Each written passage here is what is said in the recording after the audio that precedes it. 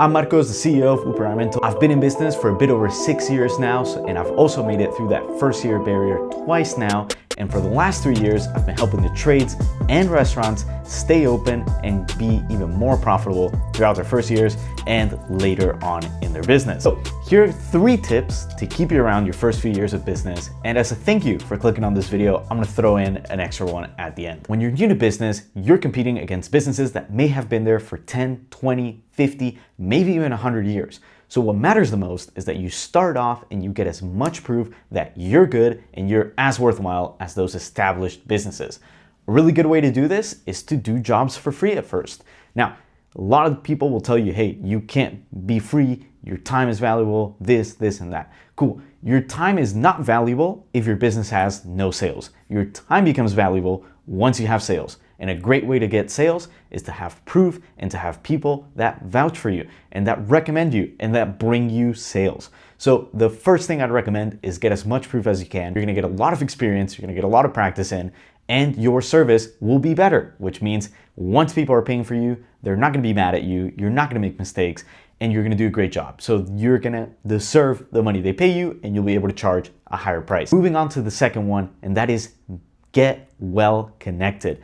Especially in the trades, this is so important. If you're gonna be in a local area, providing business in that area, you knowing more people there, you knowing all the players in the business game of that city, of that town, wherever it is, matters a ton. Let's say this, you're a house painter. If you get connected with all the realtors, all the mortgage brokers, all the general contractors, all the home builders, if you get connected with everyone that interacts with your customers and you have good connections with them and they trust you, you're gonna get a lot more clients.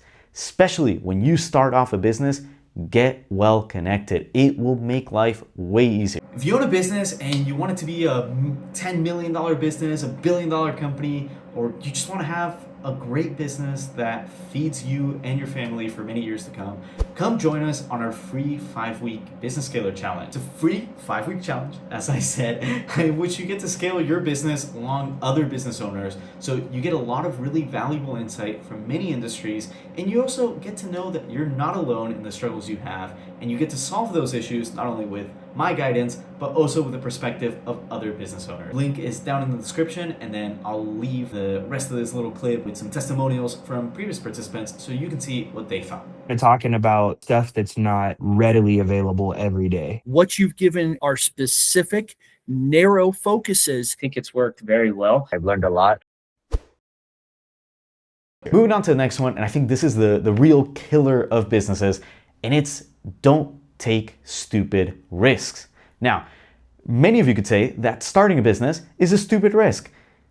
And considering that 50% of businesses fail within the first 5 years, it might be a stupid risk. But aside from that, don't take stupid risks. What do I mean when I say stupid risk? I mean hiring the wrong people, getting a ton of debt that you have no way to pay back, or going through avenues that aren't really proven to have worked. So when you're starting out, the real thing you need to focus on is how do you get more clients? How do you get them for cheaper? And then how do you make as much money as you can from each client?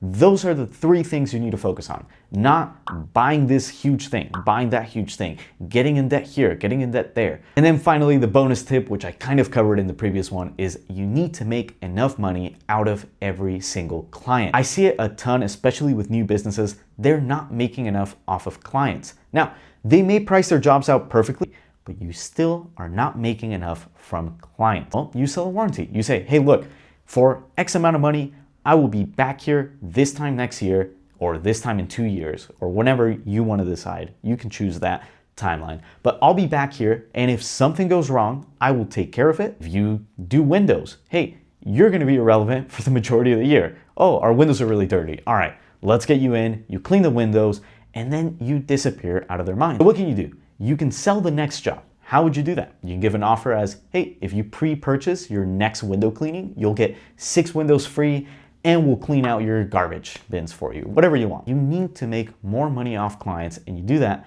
by, when they're ready to buy, offering them more things that make sense.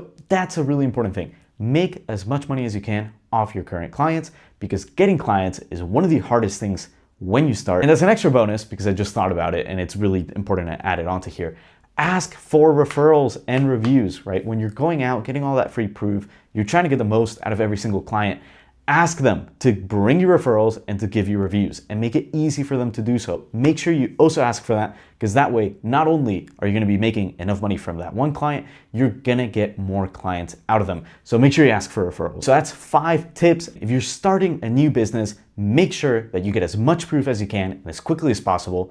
You get well connected where you're at, and then you don't take stupid risks. Then make sure you get the most out of each client by selling more than just your service and adding on little bits to your service that make sense. And then finally, by asking for referrals and reviews, so that when you get that proof from clients, it actually does something for your business.